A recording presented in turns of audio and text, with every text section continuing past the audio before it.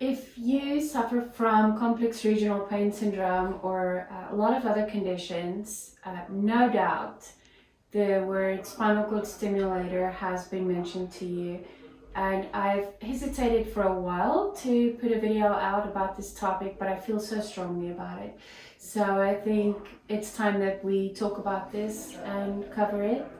And I have with me Jenna, who has been with us for a while. She suffers from complex regional pain syndrome. And Jenna is a real life example of what happens when those devices go wrong. Because when you go in for the surgery and they hand you paperwork, you don't really sit down with an attorney or by yourself and go through bullet point by bullet point, go through the contraindications and what could possibly go wrong. And it really doesn't matter to you at that point until you're the person that thing on the paper happens to. And we see it a lot, so many times. If it's not a drastic thing like what happened with you, Jenna, then it can spread your complex regional pain syndrome. It can take it global. It can take it to another area.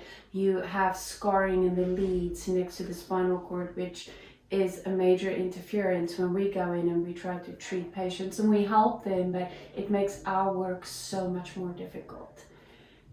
So Jenna, tell me how long you've had complex regional pain syndrome for. Yes, I've had CRPS for 3 years. I had frostbite, and within a month of having the frostbite, I was seen by a medical professional and was diagnosed with CRPS really early on. How early on in your diagnosis was a spinal cord stimulator mentioned to you? It was the very first doctor, very first day that it was mentioned. So day one. Day one, yes. And how did it go? Awful.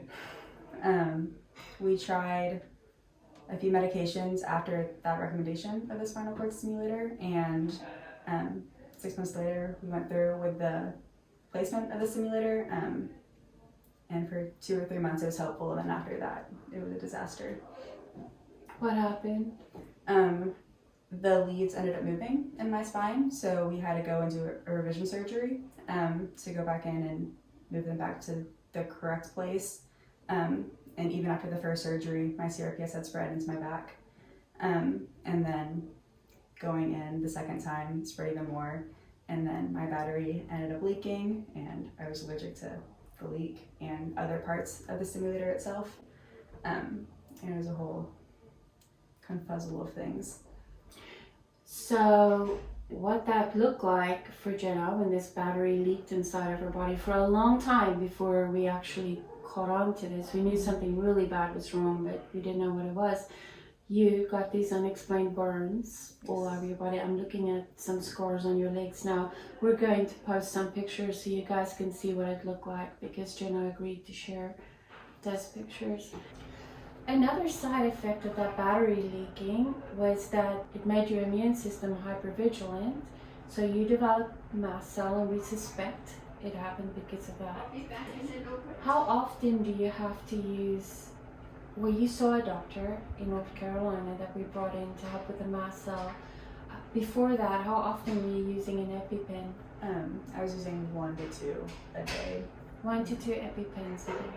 And I know that we called paramedics in here 3 or 4 times because you couldn't breathe anymore.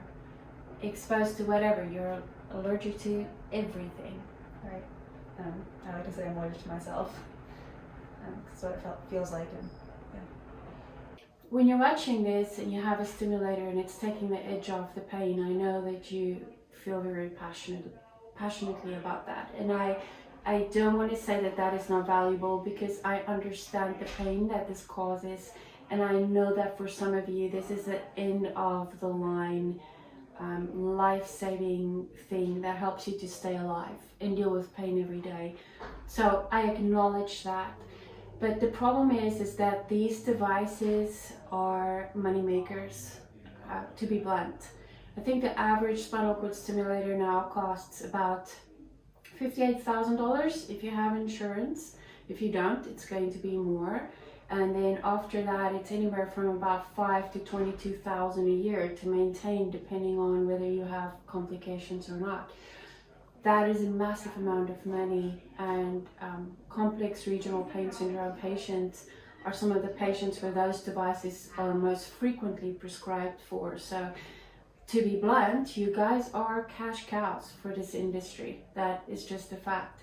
We always assume that these devices are designed to, help and to bring good. And I'm not saying that that is absent, but at the end of the day, it is a money-making industry. And what matters is the bottom line profit. So in 2018, they published the findings of a group of journalists. I believe it was 250 journalists from 36 countries that for years just compiled data. They spoke to doctors and insurance companies. They looked at injuries. They looked at medical notes. They looked at recall notices. And then they got together and they published the information. And it's called the Consortium of Investigative Journalists. And you guys can find this report online. You just have to go Google that. And what they found that since 2005, 1.7 million injuries, and 87,000 deaths. And at the forefront of those devices are spinal cord stimulators. They are rushed through FDA approval. The human trials are flawed. There have been more than 50 recalls of spinal cord stimulators. Those numbers are frightening. So these devices were meant as a last-ditch treatment, not day one, like they did with you. It shouldn't have been brought on the table immediately because they are very, very dangerous and they are flawed and things go wrong with them all the time. And they're not telling you guys this information. You have to go find it for yourself. So what happened? Why was it a last-ditch approach and now all of a sudden everybody thinks this is one of the main treatments we're offering for CRPS? And the answer is money. It's a $4 billion industry. That's a lot of money, and that money can buy patient influence, doctor education, medical school curriculum, and it buys lobbyists. And now we're here today where our organizations think it's okay to talk about that treatment like it's one of the first things that should be considered. Jenna, if you could go back in time, would you have avoided the stimulator? Yes, 1,000%. I would have changed doctors the first time they recommended that to me. And I have to say, when you came here, you didn't want to be here.